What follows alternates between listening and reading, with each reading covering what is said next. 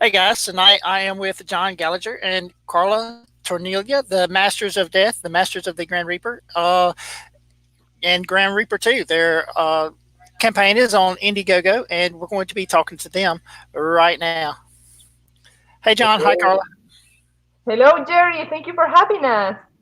Yep, no problem. So you guys have already done one campaign, the Grand Reaper, and this is the Grand Reaper 2 is the continuation of that. Can you kind of give us the backstory for Grand Reaper and how it's going to lead into Grand Reaper 2, if you don't mind? Yeah, absolutely. First of all, like my wife said, thank you very much for having us. These live streams are really, kind of the backbone of Comicsgate, if you will. You know what I mean? So we're very grateful for all of you guys, all of you YouTubers, and all of you promoters that kind of get the word out for this wonderful indie project. Why not? Yeah, Uh, no problem, man. That's what it's about, right? that's what's about, and we really lift each other up, and that's where success is at the end of the day. As far as the Grim Reaper is concerned, this is like you mentioned, our second campaign. I'm the writer. My wife is the artist behind it. She is a very talented artist that gives life to all of my characters and the plot and why not. And I couldn't be happier to have hired her in a way. But no, the Grim Reaper is a really cool story. By the way, if you guys missed out on the Grim Reaper one, there is a perk on this Indiegogo campaign in the Grim Reaper two where you can get book one. You can get book one, you can get book two, and there's also a perk with three books. Issue number one, issue number two, and another story that I wrote called The Curse of the Medallion, which is kind of a spin-off story to the whole Grim Reaper lore. Kind of to dive into the Grim Reaper story, like the Grim Reaper in this universe is of course the Angel of Death. You know what I mean? But it's kind of a job. It's kind of a mantle that gets passed on from one person to another. The previous Grim Reaper is the Angel of Death that everybody knows, but the newer one is the Red Baron from World War One. He's the pilot that was shot down. He was a German pilot that was shot down in France uh, during World War One, and nobody, people used to think that he was invincible, that nobody could ever shoot him down, and why not? But he does. He does come down, and he gets visited by the Angel of Death. When he does, he gets offered a job as the Grim Reaper, and he takes on the mantle. He puts on the cloak, and he takes the scythe and becomes the Angel of Death. The main plot of issue number one is that a group of scientists bring a person back to life who's been dead for almost 10 years. And the main problem with it is that this person, this Frankenstein monster that they bring, has no soul. So the Grim Reaper cannot kill it. So the Grim Reaper goes to purgatory to ask for guidance as to what to do about the situation. And there he goes through some adventures. And yeah, basically that's kind of like the main plot of the story, the main conflict.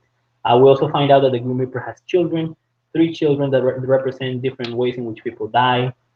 You have Themis, who's the beautiful death. She represents a peaceful death of old age, like the one everybody wants to have. You have Perseus, who represents heroic death, like a soldier's death or a warrior's death. And you have Styx, who's kind of like the Darwinism part of the whole family. He represents stupid ways in which people die, like sticking a fork in an outlet and things like that, right? So these characters kind of have they all have their power over life and death and why not, and they all go on causing chaos and mischief, and the Grim Reaper kind of has to stop them too, even though they're his children, of course, and he kind of has to bring balance to the universe in a way. And with the Grim Reaper too, what we do differently there is it's kind of a detective murder mystery story, because we find out that the Grim Reaper is not only in charge of taking the souls of mortals to the underworld, but he is also in charge of making sure that the immortals never die. So when an immortal gets killed, when one immortal gets killed, the Grim Reaper goes on trial, and of course there's this big deal that they make out of it because he's supposed to make sure that the immortals never lose their lives. So he has to go to hell and rescue the soul of this immortal being and bring her back to life. Um, he goes through hell galloping in his horse, one of the horses of the apocalypse that can breathe fire, a fire breathing horse that accompanies him in the adventure, and he will fight his way out of hell So it's a really cool, it's really cool concept, and there's tons of action, there's tons of fun. The art speaks for itself, and I couldn't be prouder. So, John, when you say immortals, are we talking about uh, like Greek mythology, or are we talking about something that's just unique to the Grim Reaper Oh, story? no, there's in both the Green Reaper one and the Green Reaper two, there's tons of mythology and history even incorporated in it. This time it's um, if you know the myth of Pandora and Prometheus, Yeah, yeah, so basically that you have these two bands of immortal beings. You have basically what humans worship as gods. You know what I mean? yeah, And then their counterparts who are called sins, and they represent the ugly side of the gods themselves. So they were kind of embedded into this fight. And by the way, this is all in the book. They were kind of in this pointless war where they couldn't really kill each other. So what one of the gods decided to do was to put them all in a prison, put them all in a box. But a human being, Pandora, actually opened it and released them all into the world. And then when that happened, the gods were like, we're just gonna make a truce with them. We'll let them torment humanity because humans deserve it. They're stupid, whatever, yeah, and so that's what they do. But the truth, like the big deal is that neither of them can ever die, and they talk to the angel of death, which is in charge of making sure that never happens, to make sure that he always keeps them alive no matter what. And when someone finds a way to kill one, the Grim Reaper has to investigate who did it, and most importantly, with what? What was the weapon that was actually capable of killing a god, basically? And yeah. so he has. It's kind of like it starts out as a detective kind of mystery drama, and it ends up like really bonkers, fighting in hell with demons and stuff. So I love it. Yeah, it sounds like an awesome story, John. It sounds like it's really deep with the lore of I like it when writers take the lore that we already know and kind of put it into a new story because it's familiar to us. So I think that's a great concept that you have there. Oh, absolutely. And I think that one of the great things about characters such as the Grim Reaper, you know what I mean, that represent concepts, that represent, the kind of these anthropomorphic representations of things and concepts such as death and why not, are really fun to play with because you can pretty much set them in any time period with anybody and they will work. Like there's a scene in the Grim Reaper one where he goes and visits Dracula. There, like the real Vlad Tepes, there are many scenes with Greek mythology characters, with historical characters. The spin-off story takes place in Siberia, previous to the Bolshevik revolution, so before communist Russia.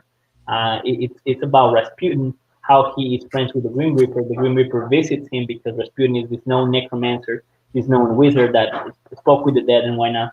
And the Grim Reaper tells his friend that his days are numbered and that he's gonna come for him soon. Just kind of giving him a heads up because they were friends.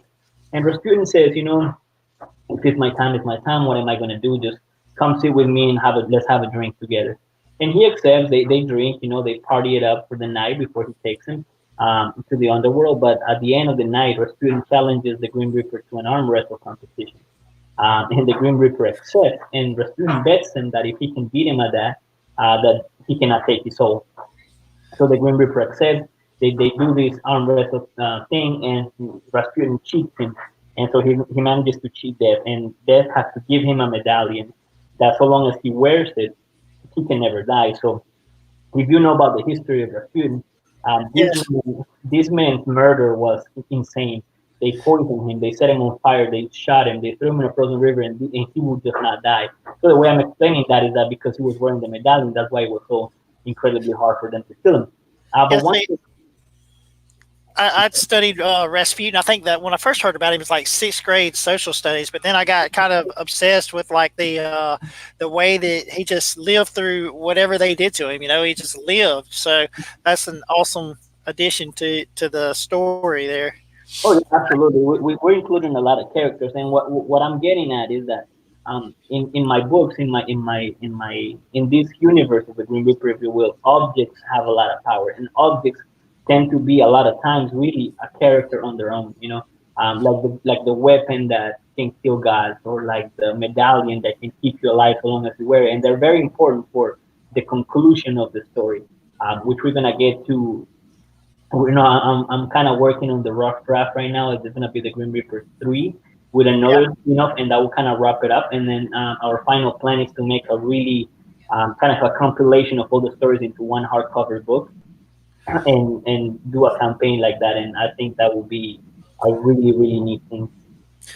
So after the Grand Reaper 3, are you going to continue doing spin-offs of the Grand Reaper, or do you have something else in mind? Do you have a little bit of a? I know that most writers have this. They're already working on the next story before they finish their one they're on. So Yeah, absolutely. I think that's why my wife is kind of upset at me for, because I come up with ideas all the time. I write them in 24 hours, and she has to put up with drawing them forever, for weeks, for months.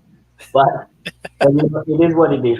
Yes, I'm already working on like 20 stories at the same time because they just come to me all the time. And you're a writer yourself. You know how upsetting it is that we live in a fantasy world. We can never really focus on anything. Not truly, not really, because we're always dreaming and always creating things in our minds. And a lot of times we're just like a receiving antenna, if you will, of these ideas that just keep on coming. I don't know. I think the Green Reaper will be retired after issue 3 and spin-off number 2. I think it will be a good place to retire. Like a good friend of ours once said, it's better to die a hero, right? And yeah, that's correct. and we see that a lot of times when stories go on forever and they just get really ridiculous, and they kind of lose their charm. But I think that the reason why I'm finishing it up is because the Green Reaper 3 is actually going to be a love story. Because we know about the Green Reaper children. We know about the Green Reaper himself. We know about the medallion.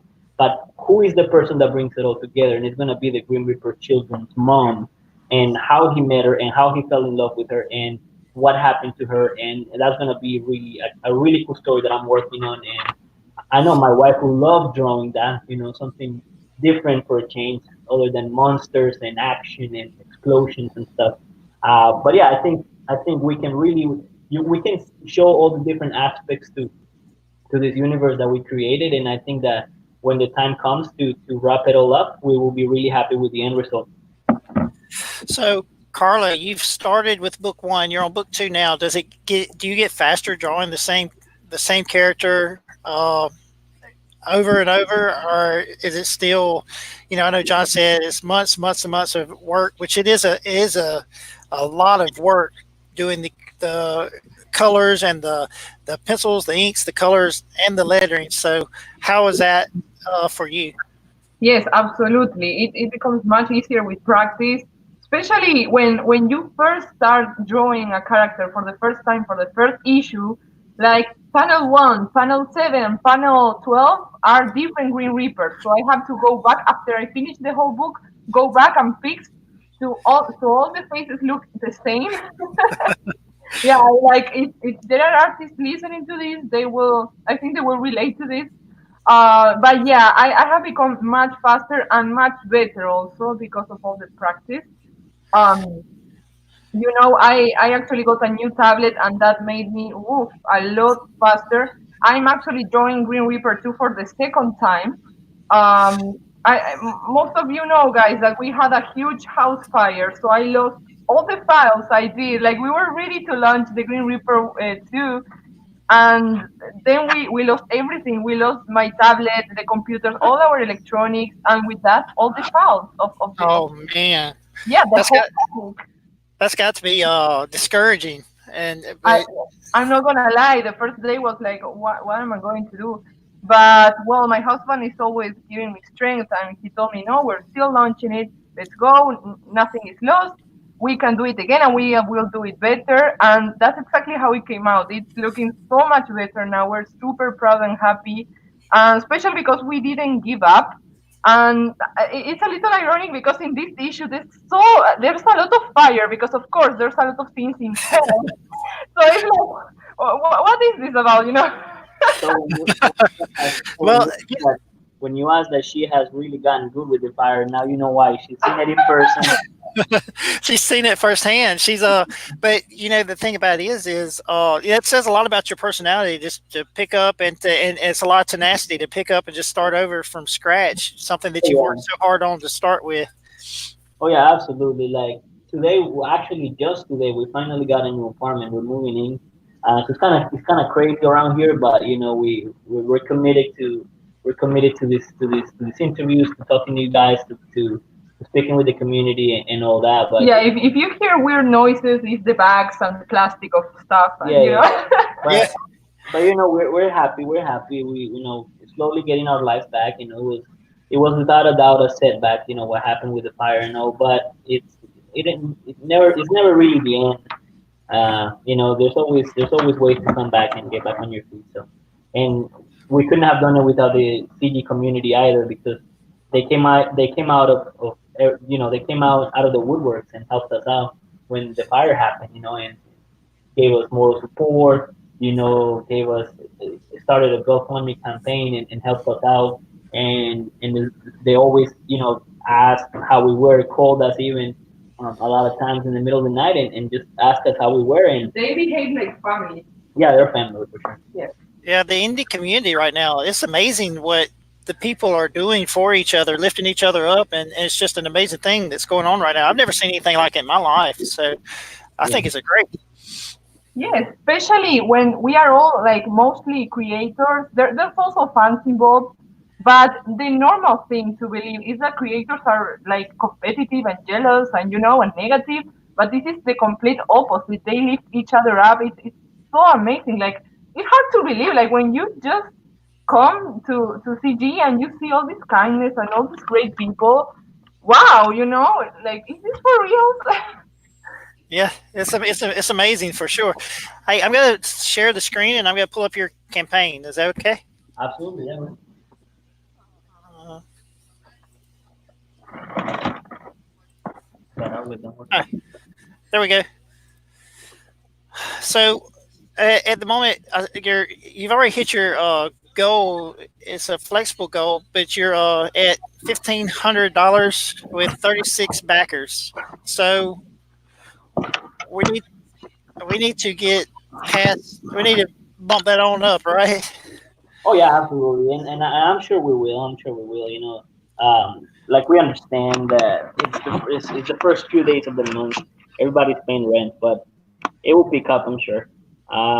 We are like that's why we keep pushing this project. We keep pushing it without any rest, any break, because we want eyes on it.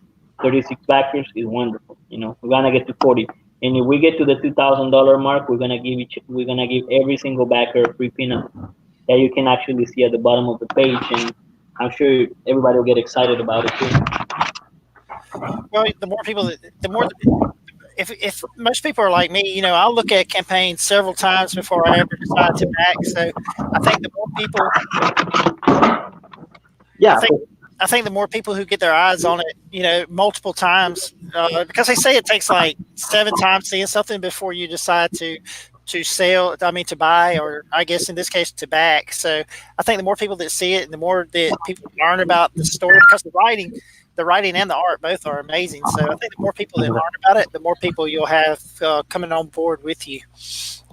yeah, for sure. But the great thing is like a lot of the backers from last time who backed the project, who really liked it, gave us great feedback.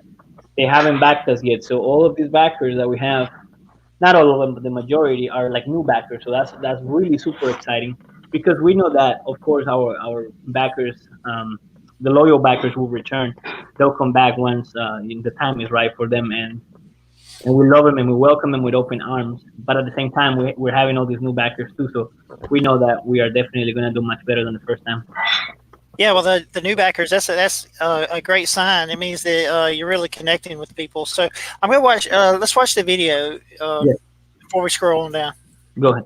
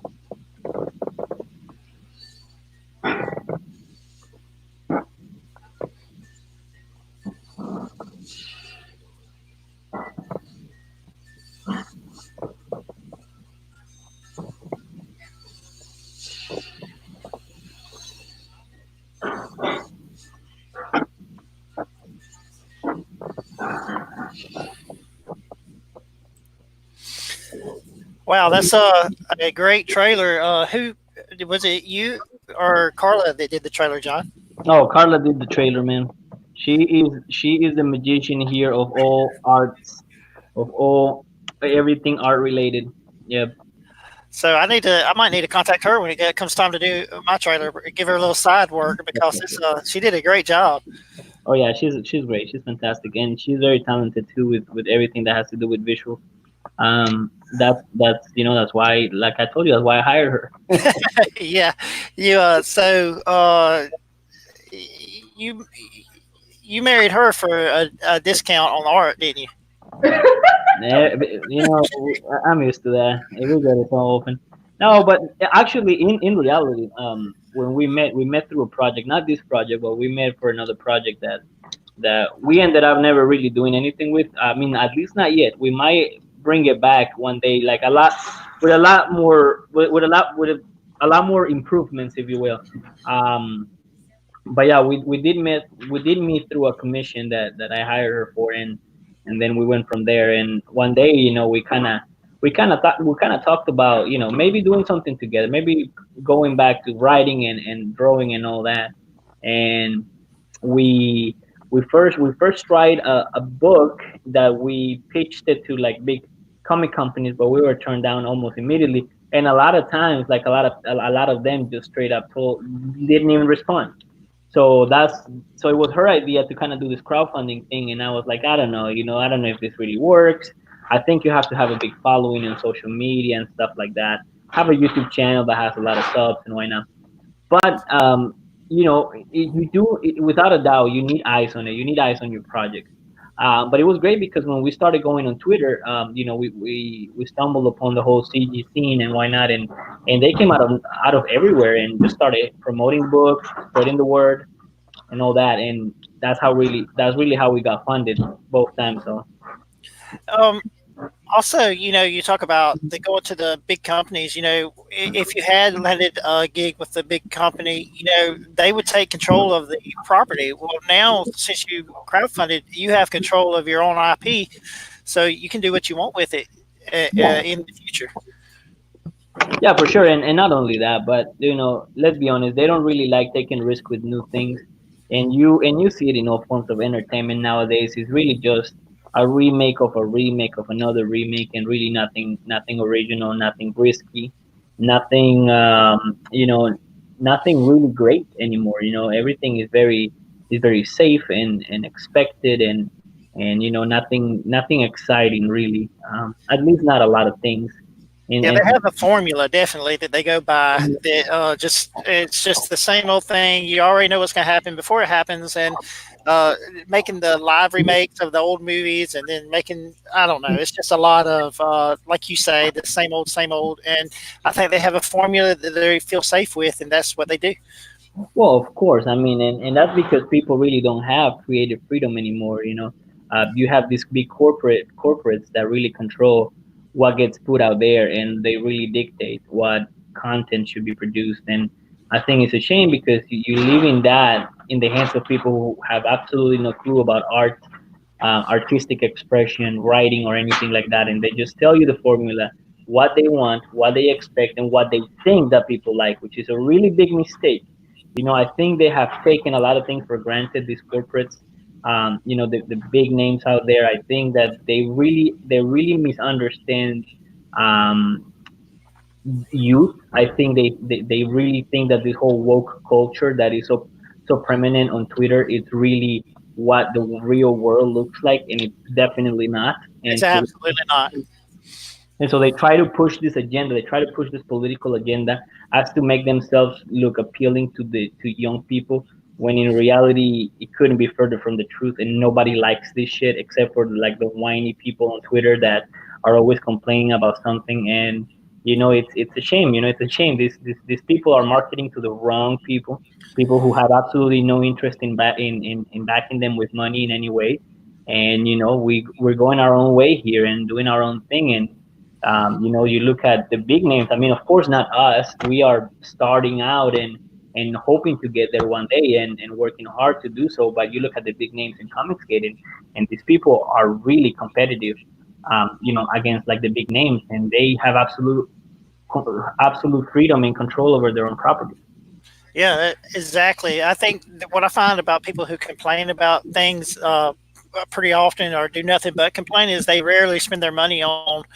I mean, there's no sense in trying to cater to them because they're not going to spend their money on you or on your project. So there's just you might as well just do what you want to do and go about your business and make what you want to make, and then you're happy with what you've made, and fans will find you, is what I've found.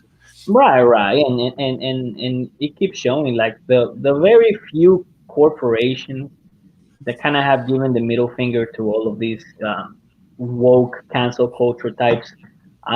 They do succeed. Like, I don't remember the exact name of this company, but it was out of the UK. I believe it was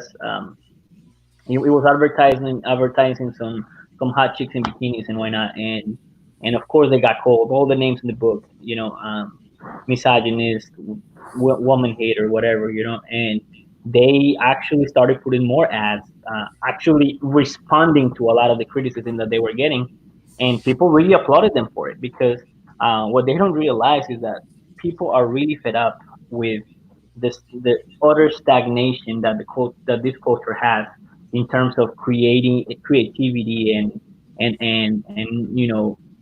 there's definitely a need for new things, and I think that it's this regressiveness that keeps us stagnated where we are, and doesn't let us move forward in the mainstream. So that's why we gotta keep going independent and make the movement grow.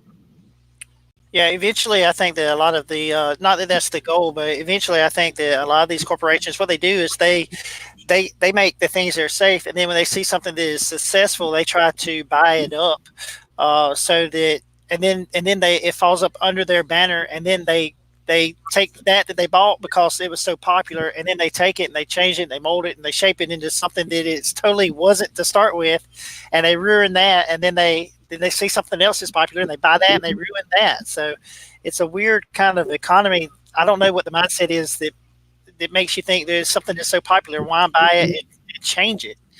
Right. I mean, here is to be fair. I mean, with movies in particular, comics don't get a pass on this because it doesn't really take that long to produce one. But with movies, they are in production for years and years and years, and by the end, if you really cancel a movie, you're losing millions of dollars, right? That's But right. but with movies, I give them a pass for the reason being that these movies were produced a long time ago. You know what I mean? Now, I think that barely now they're starting to see that they made a major mistake by catering to these whiners that we talked about. I think that slowly but surely they're gonna start realizing that the numbers don't really back this claim that young people are woke. I don't think so. I don't believe so. You know what I mean? I don't believe that the majority of people in the world are like that. So they see that they are really catering to a very, very loud minority of outcasts and rejects that nobody cares about, and that definitely don't have the money or the willingness to really give them anything. So they're gonna have to come to terms with that eventually. So I think we will see. I hope we'll see kind of this trend dying off, as the years go by, but it will be a while because there's a lot of movies that still, and movie studios that still believe this nonsense, still producing movies that will probably continue to go down that path. Well, they have. I think most people just want good entertainment. They just want they buy something to be entertained. They don't want a heavy-handed or a heavy-fisted, just cram down your throat agenda of any kind, whether it's the woke agenda or any other agenda. They just want. I think people just want to be entertained, and Absolutely. uh, that's what they spend their money for. So, whenever you try to force feed somebody something, that it pushes people away. Yeah, And yeah. People don't go to the movie theater to be lectured, or they don't want to be lecturing concerts, or they don't want to read literature that really tells them that they are the problem with the world. It's really not what entertainment is about, and that's why the movement keeps growing. I keep telling you, the whether it's the fandom menace or whether it's comics gate or whether it's gamer gate. I'm sorry, or whatever other gate comes out. You're gonna see that. Uh, you know, People are going to start paying attention to us because the numbers are backing a lot of indie content makers, and you just can't deny it. well, I saw your boy Zach put out a video today, and he showed that his book and EVS Ethan Van Sciver's book were both doing better than the mainstream comic books. Some of the top mainstream comic books that are out there right now from Marvel and DC. So, yeah, the numbers are surely showing uh, that people just want to be entertained. Oh, absolutely. And don't get me wrong, I still go to the comic book store every once in a while, but I mostly like the classics and things, because new stuff, especially from Marvel. I think Marvel has really like the worst content right now, as far as their superheroes and stuff. I cannot stand that whole what's her name, Kamala, Uh, whatever. yeah, Miss Marvel. Miss Marvel, yeah, I think that is the most lazily written character I've ever encountered. I don't even get, yeah, like I get it. I get it from a business perspective. They make a book just to pitch the second one so you buy it, but that's disrespectful. With the Grim Reaper, for example, the story, Grim Reaper issue one is a story on its own. It has a beginning, a middle, and an end. That's how a story works. You know what I mean? It's not Yeah, a with the second one, and the second one has to stand on its own 2 feet as well. And I think if you don't do that, you don't you shouldn't have a book carry another book along. Just like you shouldn't do the same thing with a movie. And the thing with that one superhero you mentioned, Miss Marvel, is I actually read issue number one, and I was baffled at the fact that nothing happened. I mean, nothing, absolutely nothing happened in it. yeah, There was just this girl that she was a Muslim, and they made it very clear, like throughout the entire book, that she was a Muslim, and that was pretty much it. And then she runs away, and she gets drunk, and suddenly she has superpowers. I didn't understand anything. yeah. You Nothing know? happened. It was absolutely nothing happened. So- But we, and the last splash page is kind of just telling you buy book number one, not number two, so you can find out what happened. Like, no, screw you. Why the hell should I do that? yeah, you done got me on the. It's kind of like fool me once, shame on me. Fool me twice, shame on you, right? So Right.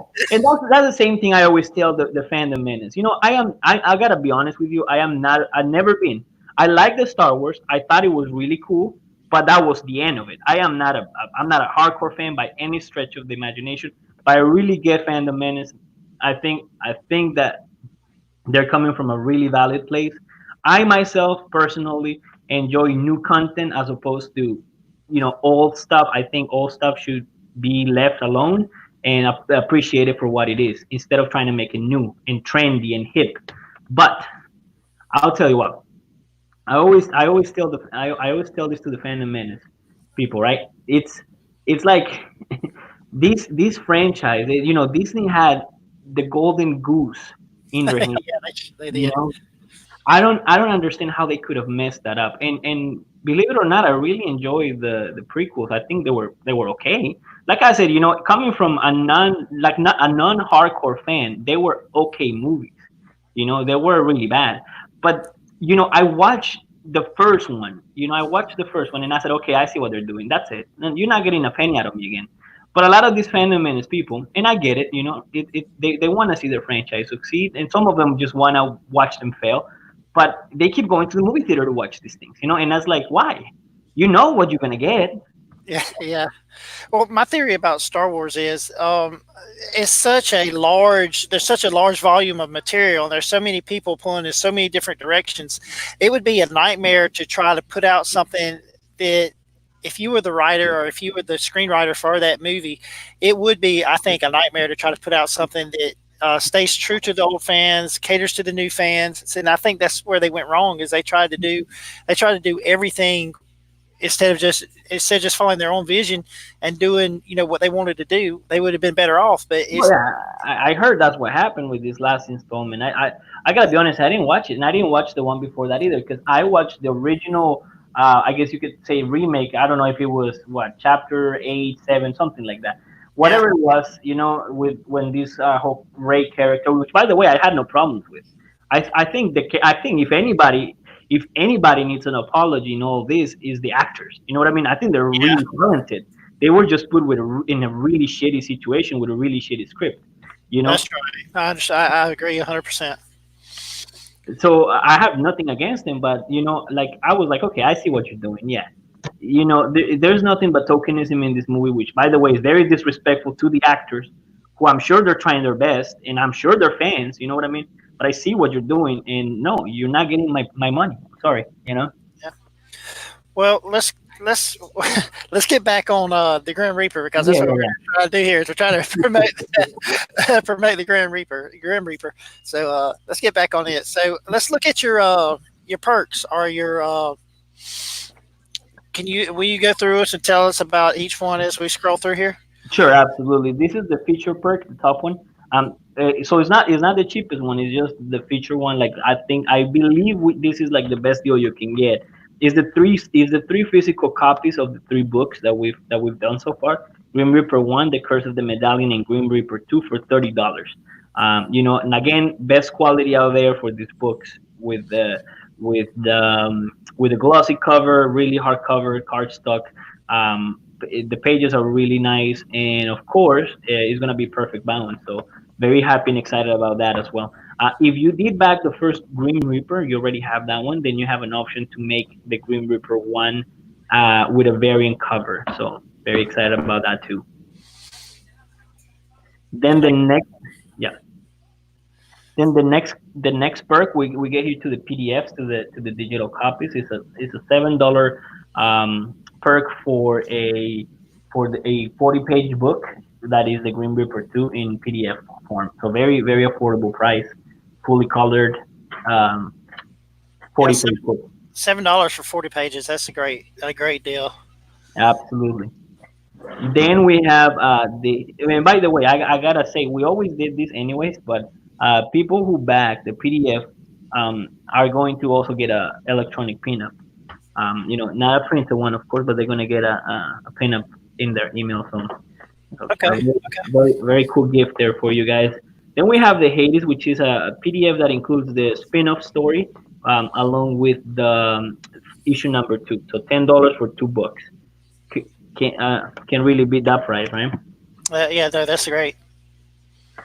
Yeah. Then we have the Thanatos, which is the physical copy of our book, perfect mount, 40 pages, glossy cover, cardstock, $14. Uh, and by the way, the shipping this time, as opposed to the first time around is a little bit lower. So win-win for everybody. Yeah, if I back a book, it's always going to be the physical copy. There's something about getting the book in the mail and opening up that book, and there's you can just smell the new print, and you have the art right there in your hand. It's just something about I just personally don't prefer the digital. I prefer the Yeah. physical copy because I can put it in my collection. I can it's just Absolutely, I get it, and I get that.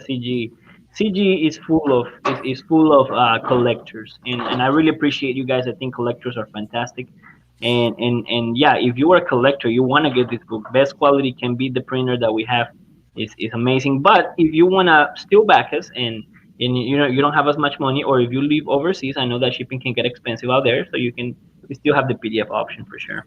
yeah. I think everybody's trying to figure out what to do about the overseas shipping because it is ridiculous the It's, shipping prices.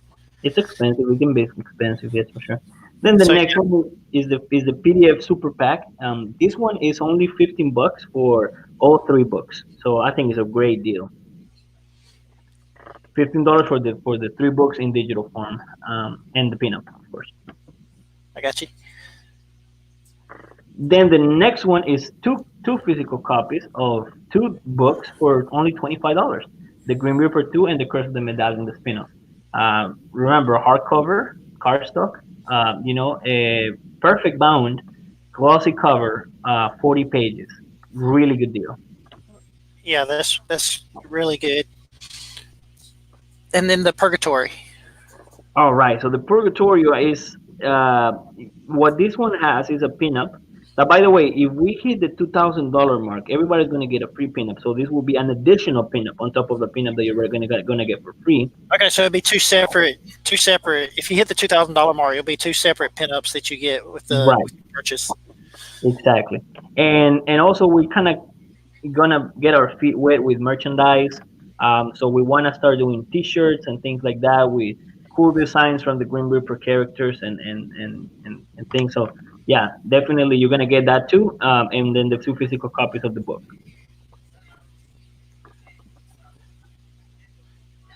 All right, then you have the Paradisia.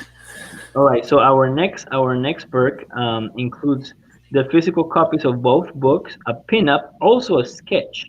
And so yeah, this one is a handmade sketch by my wife, and with a little thank you note, personalized thank you note. I think those are really cool. We did that for a bunch of our backers last time around, and it was very well received. Like a lot of times the sketches include things from the backers, story. For example, we had a German backer the other time, and we drew him a sketch with one of the characters eating a pretzel and drinking a beer, and it was cool. Just a personalized, just super personalized. Then. Very, very personal, and you got it. Like we're 36 backers. We can do something like that. We know Yeah, some of them. We chat with them a lot of times, so we know where they live or what kind of things they like, and so make them very personalized for sure. man, that's what I love about the crowdfunding scene because you can get personal with your backers. It's like you build a relationship with those people that support you. So it's great. Absolutely. All right, so our next one is free shipping. Everything after $100 is free shipping. This is the Five Rivers, which includes the two physical copies, the pinup, and also a drawing. That means that you get to be in the book. This is a limited perk. I believe we have two more available. Now, the cool thing about this perk is not only would you see in the book, but you will hear your name. Somebody will call you out by name, so it's pretty cool. Okay. Yeah. So everybody else will know that it's you. Yeah, so everybody knows it will be you. And it's almost sold out. Three of the Yeah, five it's spots. almost sold out. So if you want to get in the action, there's your time, it's your chance. Yeah. There's only two left. Hmm. Yeah. And then we have the Gray Sisters, which includes the sketch and also a commission, plus the two physical copies of the book. Now this is a commission. The commission is, it's pretty much anything you want. It doesn't have to be a character from the book, but if you're an artist, or if you do commissions, or if you have ever commissioned any kind of artwork, you know that this is a really good price. Yeah. Yeah. I've, I'm in the process of commissioning a lot of it right now. So yes, that is a great price. So here's this is one of my favorite perks here. The Necromancers include the two issues, the two books, Grim Reaper 2 and the Curse of the Medallion, of course, the spin-off. You can also be in the book for this one, but of course, this one, because it's a higher tier, you can be in actually both books at the same time. You know what I mean? So you're gonna be in both of the books, called out by name, like we said, and you can see yourself drawn in the pages of this wonderful book. You can also get a T-shirt. You can also commission some artwork, and that's it. So great, great, great price for all that. Great. So let's go back. Let's scroll back up and let's start looking at some of these pages that I was bragging on Carla's art before we started the show when you guys were in the green room. So yeah. So this is from the Rasputin. I'm assuming. Yes, yes. There's tons of interior art there. That's a scene when Death visits Rasputin to let him know that he's about to die, and he just tells him to basically just have a drink with him and whatnot, and they kind of have karaoke night, Siberian style. So there is. You really do really good with that light, Carly. Anything that I like the way you draw the glow and the just the lighting. Uh, I saw one down here where it's just the lights coming through the windows. I think this a pretty great. Uh, you're a great artist. Thank you so much. That's a lot of practice with Photoshop, I would say. No, but what I always look for with, especially with the color, is going for different atmospheres. When the scene changes, I want to change everything, like all the color palette. Because I believe that with color you can communicate also, and you can evocate a different atmosphere. So, for example, when I want something to look like dangerous, or like there's a sensation of alert, I use more reds and more warm colors, and that kind of stuff. So I tend to change the palette all the time. So you never get bored of the art because it always looks different. And another thing, for example, in issue 2 and 1 of the Green Reaper, um, I am using like a mixture of manga and comic style. But I come from a manga background. I'm a manga artist. So in this spin-off, I try to experiment a little bit and do everything completely manga style. So it looks like an anime. I even like, so yeah. I got you. You know you mentioned something about book two? Uh, you could correct me if I'm wrong, but book two is digital, and then book one that's was that classic, just classic art, traditional art. No, actually, I work digitally for everything.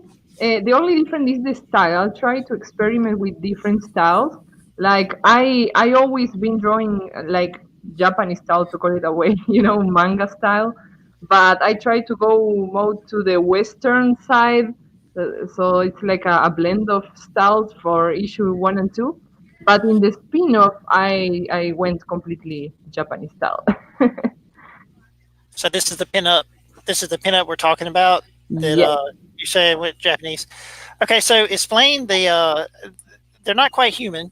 So explain. Exactly, yeah. That's actually our first stretch goal. When we get 2000, when we get to the 2000 mark, every backer will get this sexy pinup for free. So I encourage you guys to back the book.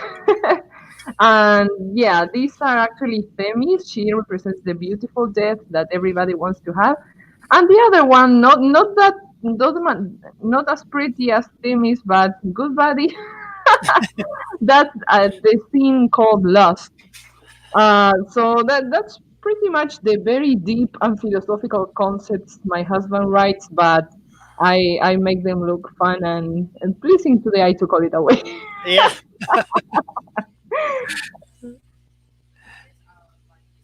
All right, and this is actually part of that glow I was talking about that you do such a great job on. And this the mane of this horse is just amazing. I really I'm really digging that. Thank you so much. Yeah, I try to go to a palette that is almost monochromatic, very similar, the colors among the others. However, I choose one thing to pop, and I want, for example, the fire to be the protagonist of the scene. So I, I go full neon with that, and then you have all the very dark background to contrast that. So, but if I used all the colors of the rainbow in this panel, it wouldn't give as much protagonism as I want for the fire. So that's why I keep the other colors down, so I can make the fire pop. I really like that effect. Yeah. Yeah, I like it. I really like it. Thank you. Oh, and then we have this. Here's John's writing with the devil made me do it. So he's using that classic trope to tie it into the storyline there. Yeah, yeah. One thing that the backers from book number one would know is for sure is that I really love to include like historical characters and actually and things that actually happen into the stories and kind of give them an explanation because history can be pretty freaky, man. You know what I mean? Yeah. And there's times where you're like, what the heck happened here? And you know what I mean? And there's always a way to explain it out, explain it away with fantasy and writing and things like that. So that is actually Richard Ramirez. the famous serial killer from California, who was known as the Night Stalker. So Okay. the little devil thing that you see in the background, he is one of the sons of the Grim Reaper that was casted away. He was vanquished from the family in a way because he was just too violent. He misinterpreted the whole goal of the family and what were they supposed to be doing, what the family job was. You know what I mean? Yeah. And he thought it was all about just killing and nothing but blood and gore. And so he really misinterpreted the whole purpose of their existence, and so the Grim Reaper had to cast him out for that reason. So yeah, He didn't pay attention to the job description then. he didn't. Yeah, So I assume that's you. yeah, that's me when we got the second the second shipment from the printer. Thankfully, we didn't get it before the fire because we would have lost all those books. But we got it after, and we were able to fulfill the all the in-demand backers from the issue number one.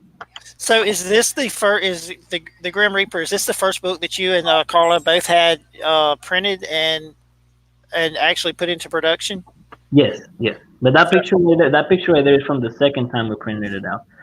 The first time we like our backers are so wonderful, man. They gave us so much feedback about things that could have been better, and we for sure we improved it. And we take all the feedback we can get. There were people who were not upset about that. Actually, there were a lot of people that were like, regardless, we backed the first ever. You know what I mean? So we are happy about. We love it even with its little mistakes, and that's a wonderful thing to say to a creator. yeah. Well, how proud a moment is it when you got that first shipment of books in, and you were able to just hold them in your hand, and this is something that we created, right? Oh, of course, yeah, it's a baby, it's a lucky baby. All right, and here is the just the jaw dropping scene that Carla created with the lava and the splashes, and we got the Grim Reaper there, and it looks like he's making a rescue. Right, you remember from the plot, he's rescuing this sin, this immortal being who was sent to hell, and he has to bring her back because she doesn't belong in there, and so she is lost. She represents like sexual deviance and whatnot, and she's a mortal sin. So what happens is, she was let out of the Pandora's box, and she's basically been luring men into doing deviant things from ever since. Uh, Yeah, so there is a not so safe for work kind of scenes in this book. Definitely, it's not for kids. All right. If you yeah, if you're thinking about giving this to your daughter or son, think it twice. It's more for you. You deserve it. Give it to yourself. and standing there in the background, you can barely see him. Is that the devil? Oh yeah, that's an inhabitant of. I love how many times I discover new Easter eggs that you put in the pages that were not written originally. Good job. Thank you, baby. Yeah, there's a bunch of hens and souls dying in the eternal Like I, flames. I knew that, but I never actually caught the devil. She does that. She likes Easter eggs, and we used to do that a lot in high school, like for PDF, like for not PDF, but what do we call it, PowerPoint presentations. We'll put messages to the teacher and stuff like that. And she. It's very fun because I take a lot of time to do a splash page like that. So that's hell, right? And hell is Yeah, supposed to be scary and uncomfortable and the worst nightmares ever. And for me, it's so horrible when you, like, I don't know if that happens to you ever, but sometimes you're alone and you feel like somebody's watching you, but there's nobody there. I don't know. Sometimes that happens to me, and that's so scary, and I hate it. So I thought maybe in hell it's like that. Like there's demons like watching you from the corners, but they are hidden. Like if you don't pay enough attention, you don't see them, but they are there yeah, watching like you. you just catch him out of the corner of your eye or something. That's cool. That's cool. Yeah. So you guys have been together since high school? Oh, no, no, no, no. That's something I used to do, and I used to put like SMD to the teachers, see if they would catch it. They never did. Okay, I got you.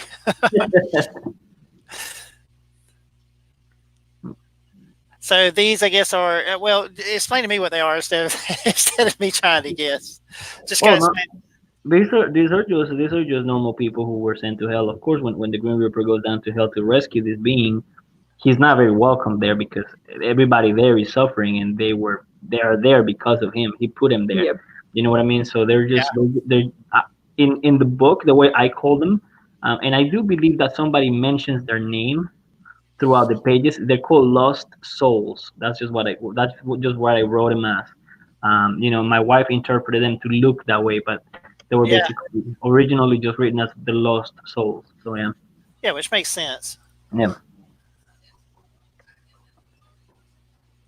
And the teaser, you got us a spoiler-free zone there, so that we Yeah, can't I say had what's on the. to. Yeah, I gotta tell you, man. I gotta tell you, we finished book one with a hell of a cliffhanger, and I think, and it will be explained away in issue two, but in issue two, my finish off the same way. So you know, John likes to torture his readers. Yeah, keep them hanging on as long as you can. Well, you got to. Well, issue three is coming out, so gotta have something to look forward to, right? Like the good part is that we are super fast producing the book, so the wait is and not fulfilling, long. and fulfilling. Yeah, I mean the wait is not long because we launched Green Reaper one. What was it? September. Hmm. In September and in November everything was fulfilled, and now we are in February, and we are in the middle. Well, not in the middle, but almost in the middle of the second book. So we are planning to do one after the other, and not non-stopping, and you know. Yeah, so you don't have to wait.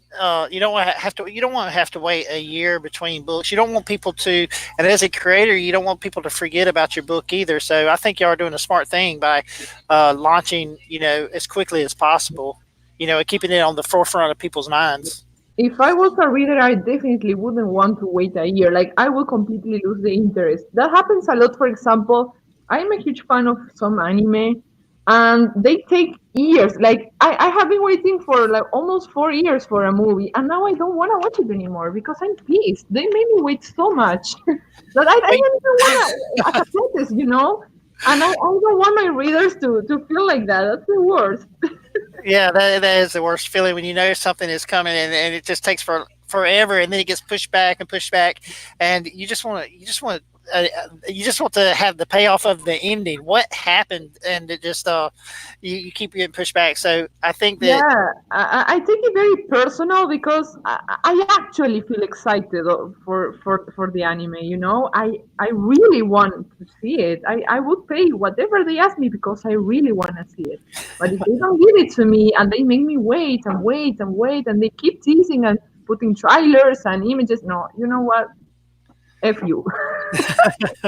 I don't know how long book one of the Grand Reaper was, but book two you said was 40 pages. Did I know some of the Comics Gate guys are putting out like anywhere from 72 to 100 pages? Is that something that you guys uh, did on purpose so that you could launch the book sooner, or is it just the story? That's how many pages it took to tell the story, or No, yeah, the story, the thing with the story, I can tell you, most of the pages are anywhere between 6 to 8 panels. We do have some splash pages, but they're not there just for the sake of being there. They make sense where they are. I think that really saves a lot of space because it's not to judge anybody's work, but my personal preference is to explain some things that are plot relevant, a little bit much quicker, much faster. I do think that 40 pages is a pretty good balance between a comic and a graphic novel. You know what I mean? We are putting out yeah, we're putting out a comic and not a graphic novel. I want to remind people of that, and you know what I mean? yeah, I understand completely what you mean. I know when I started writing my own book, it was I I messed up, man, and I should have one page should have been a two-page spread, but I was trying to, I was thinking about when you're writing, you have to pay for the art, and you're thinking about all kinds of things, like is that page wasted? And it's just and now I've come to the point to where I just write what I think I need to write, and I don't worry about it. So Yeah, yeah, yeah. It should take you as long as it takes you. Not one page more, not one page less. That's kind of how we roll here. The first issue was 36 pages, and the reason why it was 36 pages is simply because the printing wouldn't take 34. It's either 32 or 36. Yeah, So it's got to be. so we said, you know what? Then the last page is gonna be a spread page with a thank you note to all the backers. So what we did is we created a cemetery, and we gave each of our backers a tombstone, and we put him there. And that was kind of a last gift for all the backers to kind of see themselves in there, and why not? But the story itself was 32 pages. You know what I mean? Yeah, Yeah, there also comes my work as an editor because the rules are mostly set by the printer. For example, we wanna make a perfect bound book this time, and they don't accept less than 40 pages for that. So it definitely has to have 40 pages, and the script is less than that. So that's when I have to choose. Okay, I'm gonna put a splash page in this panel, then I'm gonna, that kind of decisions I make them, um, because of the printer's rules. uh, you know. yeah, because you want to make a better quality book. In the end, you want Exactly. to. Yeah. Exactly. I want everything to come together perfectly. So I have to take all the everything that is said and make it work. So yeah, I take the script, the illustrations, the printer, and all those rules. I try to put them together. So there's a perfect result in the end. Okay, Comicsgate convention 2021. Are you guys going to be there? Most likely, yes, but it's a long way still. It's doable. It's definitely doable for us. But we kind of see where we at, say, come the end of the year. Yeah. If you know what I mean. If it's doable, it's doable. We love to. We would love to. I think it's a great idea. It would be a great time because we know a lot of those crazy dudes, and I know it's gonna be fun. But if we can make it for sure, we'd love to be there. It will be super fun. Yep. Yay! Well, I for one would look forward to seeing you guys there, and I look forward to seeing what any new stuff that you guys would bring with you. So, Thank you so much, and thank because you for having us again. These live streams are the backbone of CGI. I will always say it. all right. Well, I appreciate it, John. I appreciate it, Carla, and maybe when it gets closer to the end date, I might get you guys to come on again. Oh, absolutely. We'd love to come That again. will be awesome. Thank you. All right. Well, we're going to end it right there. I hope that all of your dreams comes true and your imagination runs wild. That's the best